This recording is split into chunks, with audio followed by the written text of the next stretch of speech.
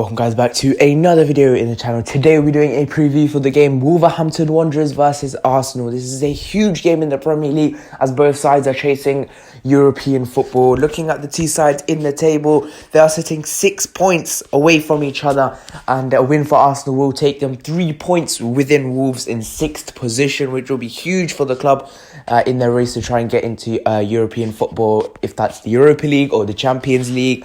And it'll be an interesting game to see how Arsenal have developed over the last 3 games after an impressive win over Norwich, a 4-0 win, a win that included goals from Pierre-Emerick Aubameyang, which was quite a good goal because Tim Krul made a mistake and he latched it into the bottom corner. Granit Xhaka also an assist from Pierre-Emerick Aubameyang, Xhaka into the corner, and Pierre-Emerick Aubameyang did score again.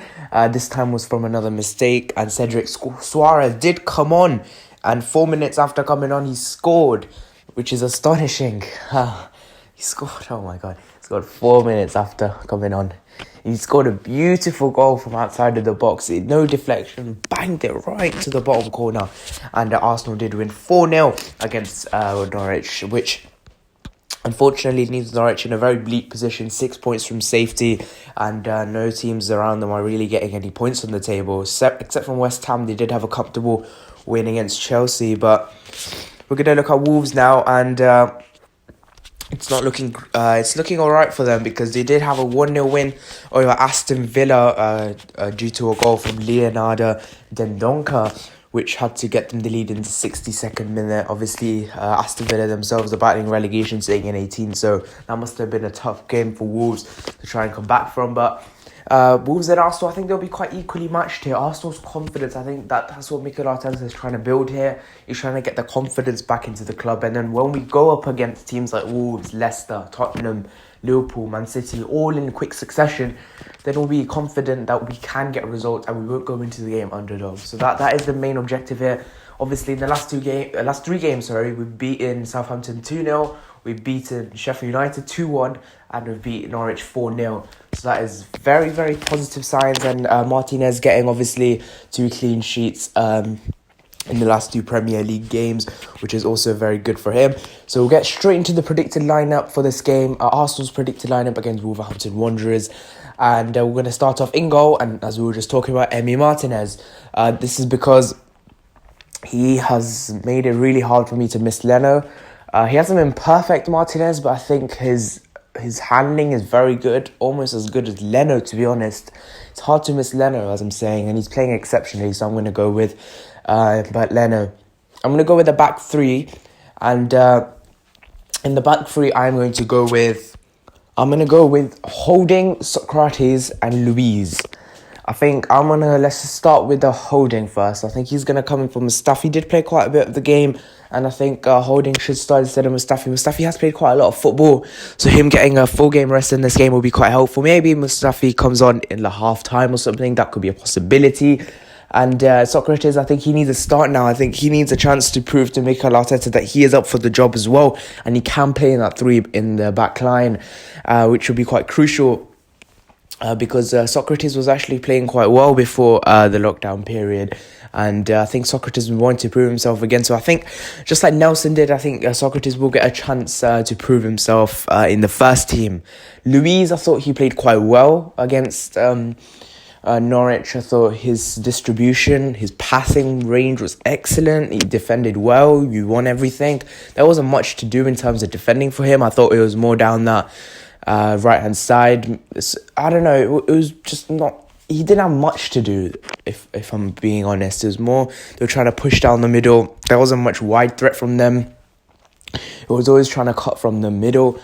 And Luiz didn't have much to do in that game. So I'm going to keep him in the side for this one, David Luiz. He has had a few injury niggles, but hopefully I think he'll be past that by now. And we're going to get into the right wing-back position. I'm going to go with Cedric Soares. This is a big one because I am taking Hector Bellerin out of the side. He is just not good enough to be in this Arsenal team, quite simply enough. I think I would say this even if Cedric didn't score that goal, but just because he scored that goal, it digs the hole deeper for Hector Bellerin's grave now. It really does.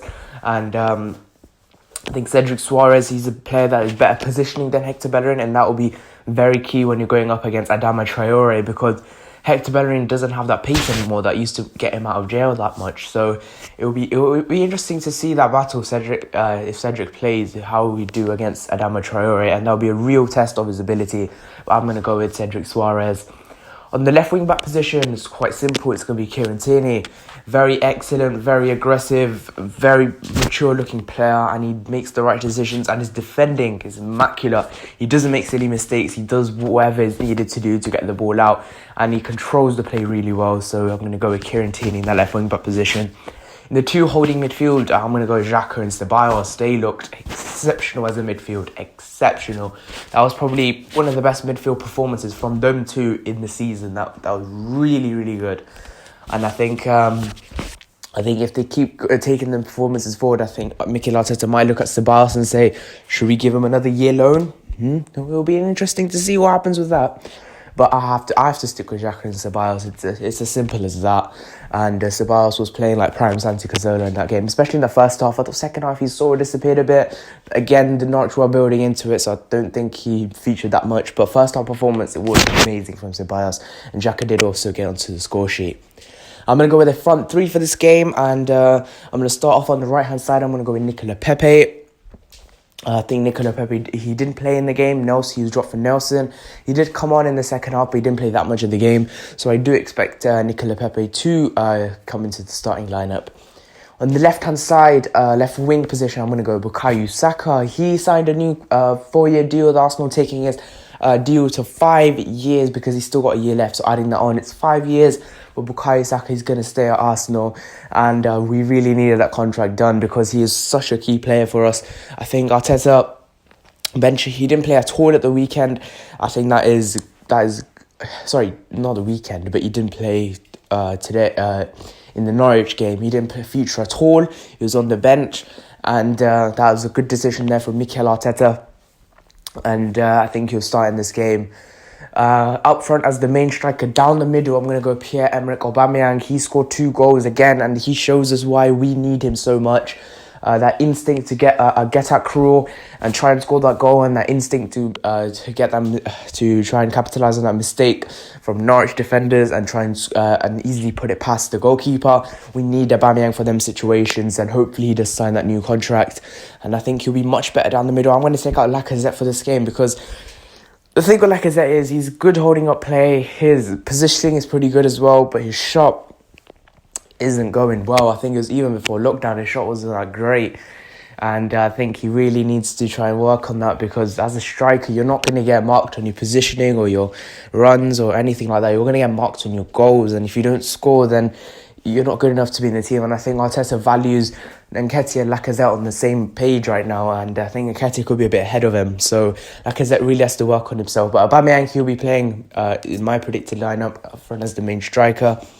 I think this Wolverhampton game will be quite a tough challenge for the boys, and hopefully they can come through it. I think they have to go into this game unfazed because, you know, we just need to keep playing, take each game at a time, see where we can expose Wolves, and try and do that, and try and keep the defence quiet. And I think this is why we'll go with the back three. I think we will match up Wolves because Wolves play the 3 as well. So, you know, we don't want to get outnumbered in the defensive area, especially when you have the likes of Cedric or Bellerin and Tierney or Saka, let's say, bombing up and down, being more attacking. So you need that 3 in the back.